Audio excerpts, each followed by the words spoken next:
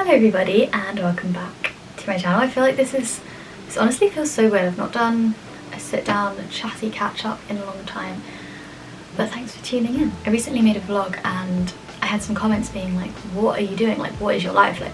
Where is the context for this? So I thought this video would maybe help fill in some gaps and just be like a nice thing to pop on in the background. Maybe you're tidying your room, changing your sheets, doing some work, whatever.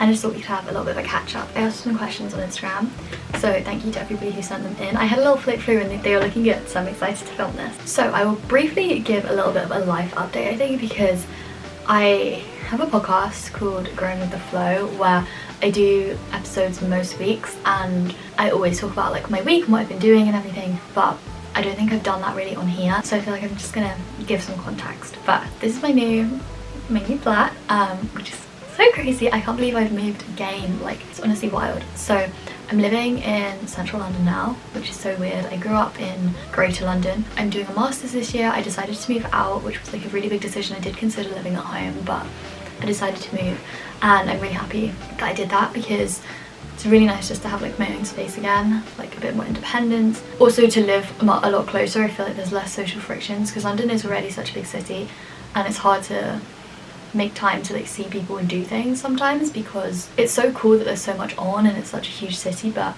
at the same time that can slow you down a bit and like stop you doing things because sometimes people are like, there's places in London that are like literally 2.5 hours from my parents' house, so that was why I wanted to move, and I'm having a really nice time here. I'm really glad that I've moved. My room is almost finished now, I think, basically finished, but that will be a future video. I think I'll do like a little tour or an update of like the things that I've changed. So back at university, I'm doing a master's at LSE in health and international development. So I've done, I think this is week 7. There's I think 11 weeks in a term, so I'm kind of like just over halfway of this term, and then I have another term in January, and then I have a dissertation to write over the summer. So that's sort of like what I'm doing this year, and so far I'm really enjoying it. Maybe we'll get into that in a bit later, but how are you coping with the workload of doing a master? I think this is such a good question, and I was honestly really nervous, especially coming off of the back of a gap year. I actually calculated I had 500 days out of education, which is so many, and to go from that to just now studying every day, all day, it is really different.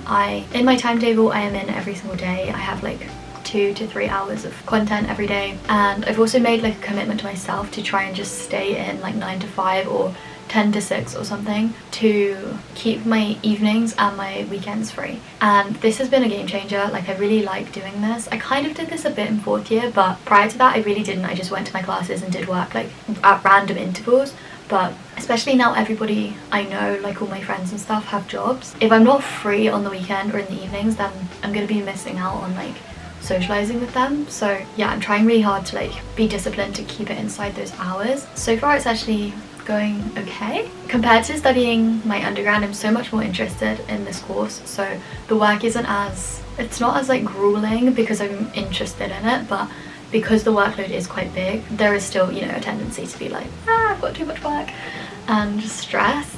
Especially because I have other things I want to do. Like, I still want to be posting a podcast most weeks. I'm trying to do a video maybe like every month, and I also want to go to the gym a few times a week and then socialise. Like, it's all just a lot to fit in, especially coming off the back of like really having all the time in the world this past year. So it's a big change, but I'm coping okay. The first week was definitely rough and I was like, oh my god, what have I signed up for? But I think it's okay.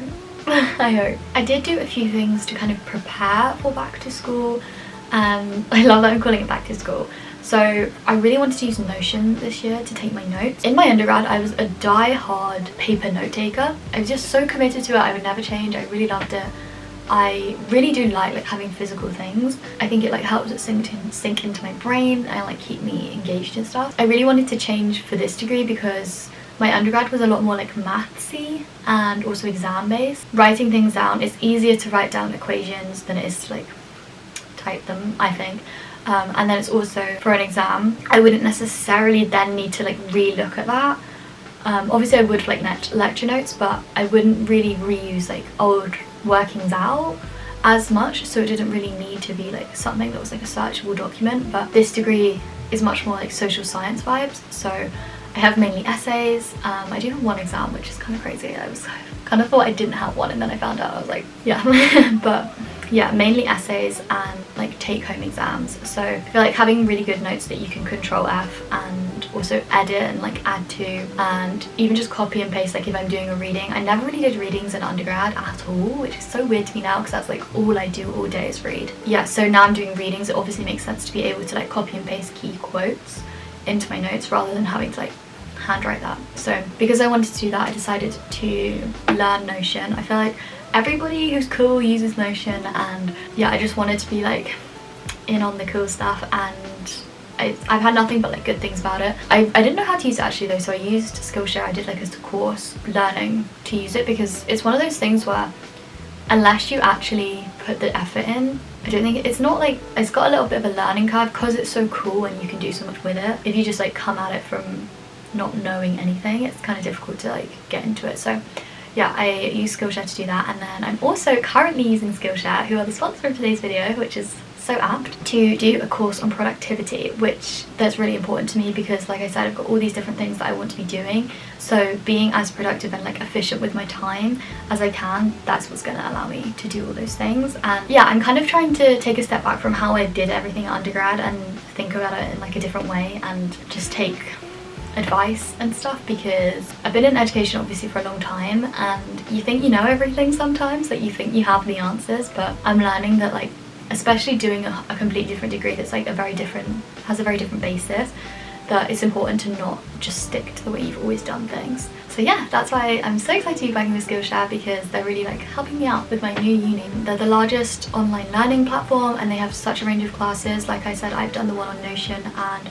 productivity, but they have so many creative ones. They also have entrepreneurship, there's also wellness ones like yoga, meditation, journaling, business classes, photography, graphic design, so many cool things. And so yeah, if you have a skill that you're like looking to harness, or a skill you're just looking to learn that you have never tried before, it's a really, really cool way to do that. I actually saw that Unjaded Jade has just released a course. I think it's like a similar concept to her book, which is so cool. So I really want to actually give that one a go as well, because we love her. And yeah, all the classes are broken down into like small chunks, so you can just do it whenever fits your schedule, and a lot of them are like really short as well, so it's not like you're committing like hours every day to this. It's like very doable. The first 500 people to use the link in the description will get access to 30 days free of Skillshare, as well as 40% off your first year of membership. So thank you very much to Skillshare for sponsoring this video. Okay, let's get a new question. What do you plan to do with your degree? Okay, let's have a little chat about the future. I knew finishing my undergrad that I didn't want to like be an economist, and not that I'm pretty sure like most people who do economics as a degree don't become economists, but I felt like my degree really touched on some topics that I was really, really interested in and like cared about, but I would say it only touched on them rather than that being the core like base of it. I'm really glad I chose economics. It's also actually really helped me in like the courses that I'm doing at the moment, but it's not where I want to be. And this master's was such a big decision because it's so expensive, I'll just tell you, it's 16k. Whenever people say in videos like it's so expensive, I always then go and like Google it because I want to know how expensive they mean. So I'll just tell you, it's 16k. I'm only able to afford because of you guys, literally, which I feel so bad because I don't post that often, and then I also just feel so guilty about that, especially because you guys have like afforded me so much. But at the same time, I know that I did work really hard at one point, like in second, third and fourth year, to build this and like have those savings. Like, I don't know, it's something if I think about it too much, I genuinely do feel like so guilty and bad about, because I know that I don't post as much here as I used to. Every time I post, people are like, oh my god, you're back, and it's like, I don't want to be like gone, but it's just, yeah, it's just the way the cookie's crumbling at the moment. And yeah, that's the way that I've afforded my degree, which I am like so grateful for. And if you want to like, I feel like I talk about this a lot more on the podcast, or I just chat more in general on the podcast, but I am so grateful for everybody who's like supported me. And I didn't think I was going to talk about this, but yeah, it just like means so much to me, and I actually genuinely can't imagine my life now without that. But the masters was a huge decision, firstly because it's so expensive, it's also a year of your life, it's a big commitment, like there's a lot of work. So I really did and ah about it, especially in my gap year, but essentially I was on my gap year and I missed like the structure and the educational aspect, and I really didn't think I would, to be honest. Like when I finished my undergrad I was like, no, this is probably it. Like I was very stressed, or like not even stressed, I just had some like low moments in my final year of Edinburgh. Not like that's, but at the same time it's like the best year of my life, so I don't really, I feel like I'm like describing it wrong, but what I mean is like academically I was very finished with the degree, and I was very happy in my life, but I was like done with studying a little bit, and especially like some of the courses I was doing I just didn't really care about. I was really like excited to be finished, but pretty soon after I honestly missed the routine and I missed learning, and I kind of felt like I never got that satisfaction of like learning about something that I was so passionate about and like really interested in. So that's kind of what motivated me to come back. If you don't know what international development is, it's basically, I feel like it's like I'm gonna give you a shit description, so I'm sorry about that, but essentially what I've studied so far is why some countries are more developed than others, depending on how you want to like define that, and then also why some countries have better healthcare systems, or what healthcare systems are better, and is it even, you know, the idea of like being more developed, is that something that you should like push in other countries or on your own country, or like the idea of being developed, what does that mean, and is that something all countries should be like striving for, or you know, is it like a Western ideal that maybe you're forcing onto other countries who have ideas about the way their country should be run than you do? So just things, I don't know, that's like some random tidbits. The courses I'm doing at the moment are international development, global health and poverty, and then next semester I'm doing a course on sexual reproductive health and gender social change in the global south. So yeah, that's what I'm studying at the moment, and I found it so interesting so far. It's a lot of things that I have kind of like thought about, or like read about, or like heard about, or like watched something about, but never actually like properly in-depth studied. So it's really, really cool, and I'm having a good time. What was the question? Okay, so what do I plan with doing with the degree? Sorry, I've literally not even answered that at all yet. I would really love to work in this area in some way. I would consider working for an NGO or like a charity. I would also consider working for the government. I would also be interested in working in like public health, or like for the NHS or something like that. I'm pretty sure at the moment that I don't want to move, like I want to live in the UK and do one of those things. Obviously I'm studying like international development, but not that that can't be done from a job in the UK, but I want to be here. And yeah, I finish in the end of August. It's like a whole 12-month thing, which is gonna be rough, I think, writing a dissertation all summer, but maybe it'll be fine, especially now everyone I know has a job. It's kind of like, obviously you'd be doing work, you know? Yeah, I do feel kind of old these days, because it's like the idea of just not having a summer is like, oh my god, why am I so old? Like, and also loads of people, my friends, have not had summers for years and years, so I'm literally longing this education thing out as much as I can. I also had a plan about taking a month once I finish the masters to maybe travel. I really enjoyed traveling in my gap year, but I've obviously not been everywhere I want to go. I don't think you'll ever really get to that stage, because I would be happy to go everywhere. There are a few countries I'd really love to go to, and once I have a job I won't have the opportunity to just like take so much time without it having like bigger consequences. So since I finished the degree at the end of summer, my current little plan is to take a month or like 6 weeks or something and go and do a little bit of traveling, and then hopefully try and get a job for the January, but obviously the job market is an absolute so that's a pipe dream, but you know, that would be my aim. I'd really love to go to South Korea, Japan, Hong Kong, Taiwan. Like I think those are like on my list at the moment. So far I have no one to go with, but I don't know, maybe I would go on my own. Thing is, I know I could go on my own. I've done so many. I went to like Interrailing in Germany for like 6 weeks on my own, but I just don't think I get as much out of it. It's not that I'm like scared to do things on my own, it's more just like I just think I'd have more fun if I went with somebody. And I know I'd have fun on my own as well, and I would rather go on my own than not go at all, and I probably will end up going on my own for at least part of it, but I just hope that I can find somebody that can come with me even for like a couple of weeks, because I just think it's a really cool thing to like experience a whole new like culture and like a country that's so different and you've never been to before, and also share that experience with someone is so nice. So yeah, those are some of my plans. Would you ever consider moving back to Edinburgh? I would definitely consider it. I don't really know. When I first moved into this flat, I was like, oh, I'll definitely move back to Edinburgh, like I would love to in a few years, but, and I still do think that, but in the same thought, in the same breath, it's also like the more you live somewhere and like build up like friendships and a community of people that you really love, it's like the harder it is to leave that behind.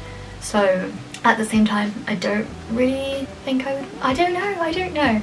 It's also just because London's so expensive. Edinburgh is so expensive as well, but London is so expensive, and like the idea of buying something one day is just like so like out of reach. So I don't know, not that Edinburgh is affordable by any means, but part of me does sometimes think maybe that would be, I don't know. There's so many pros to Edinburgh, and it's such an amazing city, and there's a lot more like nature nearby, and it's just like an easier city to live in.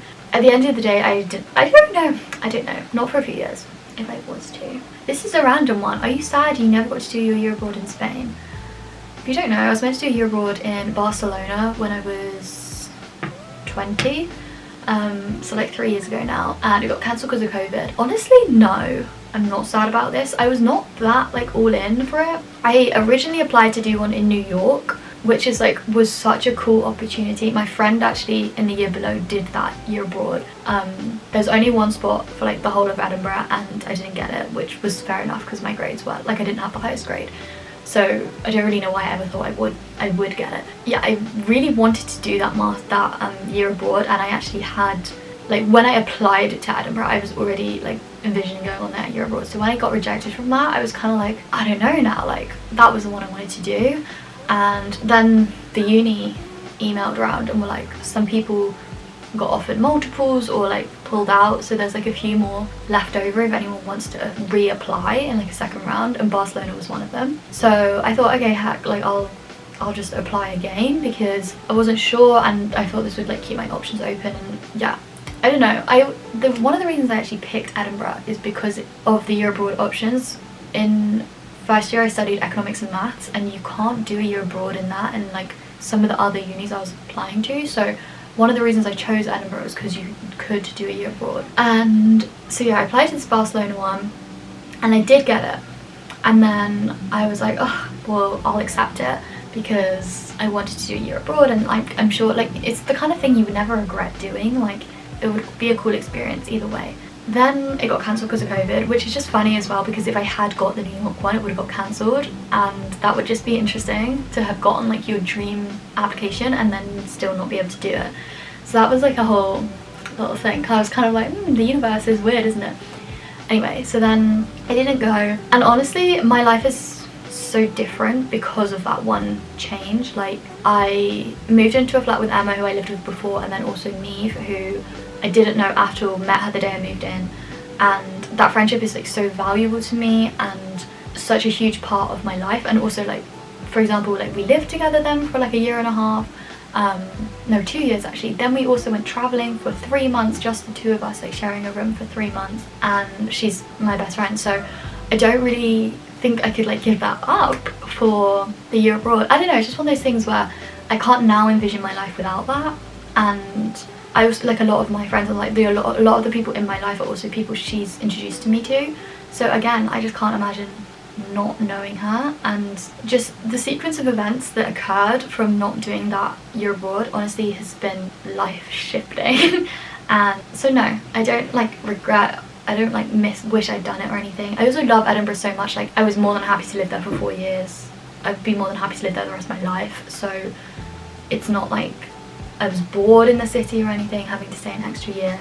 But I'm sure it would have been a cool experience, and I think I would still like to live abroad at one point. But I don't know, I'm quite a homebody to be honest, and I'm becoming more and more like okay with that, and just like if I want to chill and just stay in London or like stay in the UK, that's fine. Don't have to always like push yourself to like do things you're not comfortable with, like honestly things that you don't want to do just because it's like seen as like living. Do you compare yourself to other people, and how do you deal with it? And then they put in brackets body, academics. Both of these are so at the forefront of my life at the moment. Going to a uni like LSE and studying like the course that I'm studying, I feel like I'm constantly surrounded by people who are insanely clever, have just such interesting lives. Most people in my course are international, so they have such like cool like inputs and unique inputs, where I feel like I'm very boring, and I also feel like I'm nowhere near as smart as them. So it is really hard to like not compare and to be just like okay with like whoever you are, especially academically. Like I definitely have imposter syndrome a lot this uni in particular. I feel like I had this in Edinburgh for the first like 2.5 years, and then towards the end I was kind of just like, people were just like chatting shit and like making themselves sound better than they are. Not like in a bad way, but just like in a tutorial, for example, if someone's always putting up their hand and like saying things, you start to think that they're like 100 times cleverer than you. But then the more you get through the degree, for me anyway, and like I was getting like fine grades, they would release the averages, and it's like, well, if I'm the average then there's no problem, like, you know what I mean? Like obviously I can't be the stupidest person in the room if I'm getting like average grades. I kind of got over it, and I also feel like people, especially when I studied economics, some people were very like vocal. I just wasn't really, so yeah. But don't worry, it comes really back. You think you've learned the lesson, then boom, you haven't. I definitely feel that at this degree, and it is really difficult. There's nothing really you can do, especially because I've not had any work back yet, so I have no validation in terms of like how I'm actually doing. I have submitted 2 essays, and I also have a practice exam tomorrow, so when I have those back I think I'll have a better grasp of like if I'm doing okay. But honestly, I would not be surprised if I failed them all. I'm genuinely like, I'm so scared of just being so stupid. And it is really annoying because it's like, I'm kind of like laughing about it here, but it is like the bane of my life, and it's really difficult to hate yourself. Like it's really not fun. It makes every single thing you do impossible, and it ruins everything. Like it bleeds into every aspect of your life, and it makes everything so difficult and like so unfun. Like fun things just become unfun. You hate the way you look, and then you're going like out somewhere fun, you look in the mirror and it's like, no, okay, now my whole evening's ruined. And I'm trying really hard to like not do this. Like it's kind of like I'm like self-destructed, because it's all like I'm the worst enemy of me. And Olivia Neal was actually talking in a podcast recently about how she assumes that people, or like her friends and stuff, don't like her, and I do this all the time. Every time I ever hang out with anyone, I'm like, oh, they hate me. Like of course they do. And it's because if you don't like yourself, like obviously you're going to project that onto other people's opinions of you. So it's hard. I don't know. I mean, it's just like, I'm just saying this to be like, I'm also going through this in case you are as well, but I don't really have the solutions. I was in therapy when I was in Edinburgh, but honestly it's pretty expensive. I actually did NHS therapy over the summer, and I don't want to put anyone off. I had such a bad experience, but I know it's so different like person to person, and like definitely still apply if you like think that you can benefit from it. But I had such a bad experience, and I just don't really, I don't know, I don't want to pay for therapy at the moment, because like I said, like now that I'm like in undergrad, I had like a student loan to pay my tuition, and then I also had my maintenance loan, and then I also had YouTube, so that was kind of like how I lived. Whereas now I only, like the loan you get is, the loans are different basically, and I'm just like in a worse spot financially. So I don't want to say like I could never afford it, but it just feels like a lot more money than it did when I was in Edinburgh. Also because everything's expensive in London, like I'm sure it's way more here. So that's the situation. I could probably benefit, but I'm not going back for, maybe I'll go back at some point. But okay, I blabbered at you for like half an hour, so I hope you enjoyed this video, and if you liked this and you've watched all the way to this point, you have to go subscribe to my podcast, because it's literally this content but better. Like long rambly chatty content is the only thing going on over there. It's on Spotify, but Apple, like all the ones, and it's always linked in the description. It's called Growing with the Flow, and I try to upload like 3 times a month. Really favorite little project, like that's my favorite thing really to be doing. So yeah, if you want to see anything more like this, then you can check out that. Thank you very much for watching, and thank you to Skillshare for supporting me and sponsoring this video. I hope you guys have a nice week, or a weekend. I think this is going up the weekend, and I love you very, very much. So see you soon.